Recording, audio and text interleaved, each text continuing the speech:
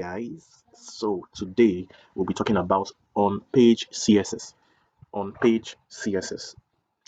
On-page CSS is the CSS that is written in the style element in the head section of our HTML page. So instead of writing your CSS inline, so CSS is usually written for the inline CSS. You write your CSS inline using the style attribute. So inline CSS is usually written inline using the style attribute, where you can give your color orange. Okay, so this H1 element will have an orange color.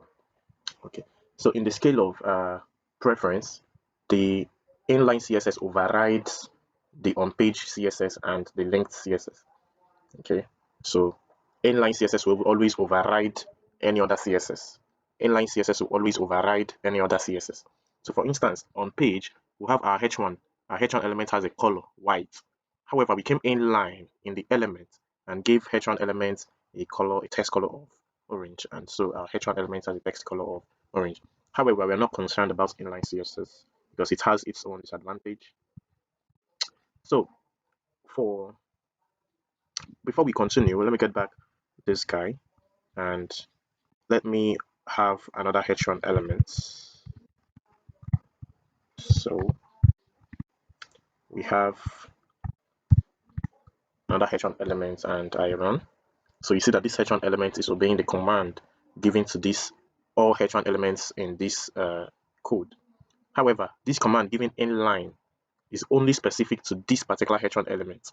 So this is where the disadvantage starts coming. Your inline CSS only affects the element that the inline CSS has been given to. It will never affect another element. However, on page, the command you give to H1 element will affect all H1 elements. That's why even this H1 element here has a text color of white and text align of center. Okay, so let's take this inline CSS out and run. Great. Now our CSS follows a syntax. The syntax of our CSS is the selector, the curly brace open, your CSS code, property colon, and your value semicolon. You can have as many properties and values in between this curly brace open and curly brace close. You can have as many properties and values. Okay, you can have as many properties and values in between. What does your selector talk about? Your selector tells you which element is obeying this command. This selector here tells you which element is obeying this command. So from the selector here, I can see that the H1 element is obeying the command. We are giving the H1 element a text color of white and a text align of center. Okay, so coming over here, we can see that the selector here is body, and we give our body a background color of light blue. We can give our body a background color of yellow. So you see that our body has a yellow background color. Our paragraph elements was given a font family of Verdana and was given a font size of 20px. We can make this font size 25px. So the font size increases. So the simple thing about on-page CSS is that we are no longer writing our CSS code inline. However, we're writing the CSS code. Look at the CSS codes. We're writing them in the style element. Can you see your style element? This is the opening tag of your style. This is the closing tag of your style element. However, for inline CSS, we write using the style attributes. On page CSS, we write using the style element. And this style element is written in your head section. So you see your head element open and your head element closed. Your style element has to be inside the head element. And then you now write your CSS code, where you have your selector, which is selecting which element will obey that command. Your opening curly brace, the CSS codes, you can have multiple CSS codes on separate lines, and then closes with a curly brace close. So this is your on-page CSS. So we'll go over and see how we can actually convert this to on-page CSS. Okay, this is how our work looks like right now. So let's open Kitties.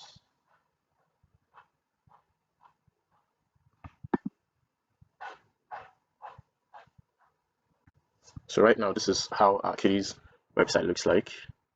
Okay, so I want to have this same website, but using on-page CSS. Okay, this exact website, however, using on-page CSS. So how do we go about that? We simply go over here. Remember, you must have your CSS, your on-page CSS in your style element in your head section. So I go over to my head section and I type my style elements and I close my style elements and I hit enter. And here I can now assign, write my CSS code. Remember, you have your selector, your curly brace open. So this is how your CSS looks like with your property, colon, value, semicolon. So here, my selector, the first element I give a CSS style is my body. So I'm going to call this selector my body, and I'll simply come here and take this command that was given to body, and I'm going to paste it here. So officially, the body element no longer has an inline CSS. So the body is not obeying this command here, background color of black. The next element I have, I hit enter, is my div. So div is my selector. I open my curly brace and close it. So all I need to do is come to my div and take all this, okay, and I paste it here. And I'll just break them at the curly brace at the semicolon. Remember that your property colon, value semicolon, your CSS command ends at the semicolon. So after every semicolon, I break my CSS code. After every semicolon. Good. So with this, I can simply take this off, and that's it. I have my div obeying the command on page. The next thing I have to do is my anchor elements. There are some commands I give to my anchor elements. So can you see I gave, because it's inline, I have to give these anchor elements the same styling, but for each, because if I give only one person the style, it won't affect others. So for inline, you have to give each element that same styling that you want to give each of them. However, I can solve that problem using my on-page CSS, where I just have to select as my selector the anchor elements. Every anchor element will obey the command here. So with this, every anchor element will obey this command. So all I need to do is to paste this here and then break them at the semicolon. Good. So I just have to delete these other ones. So this is a case where all my anchor elements are meant to have the same CSS styling.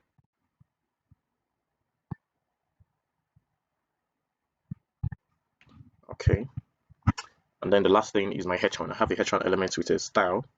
So I simply come here, choose my h1 as my selector, my curly brace open and close, and I simply come here and put this.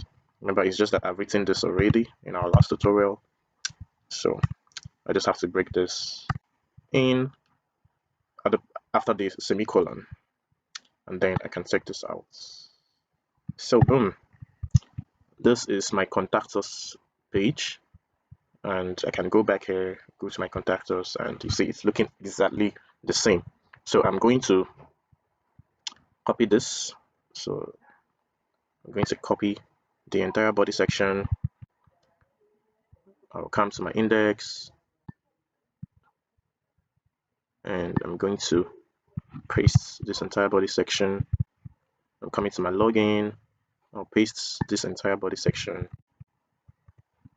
Come to my products page, paste this entire body section. I'm replacing it, and then here. So you'll notice that these guys have removed their CSS styling. The only person that has a CSS styling in the head section is contact us. So if I go to my home, you see that my home breaks. So can you see that? All right, so to solve this problem, I simply come here and copy my styling. Simply come here and copy my styling. Remember, my style element is going to be in my head section. So I come here. For each of them, I'm going to paste the same styling in the head section.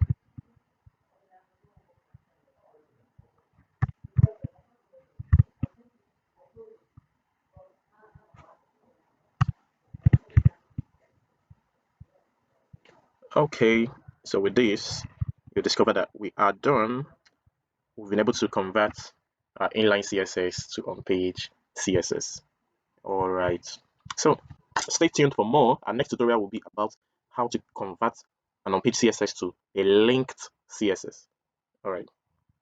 See you in our next tutorial.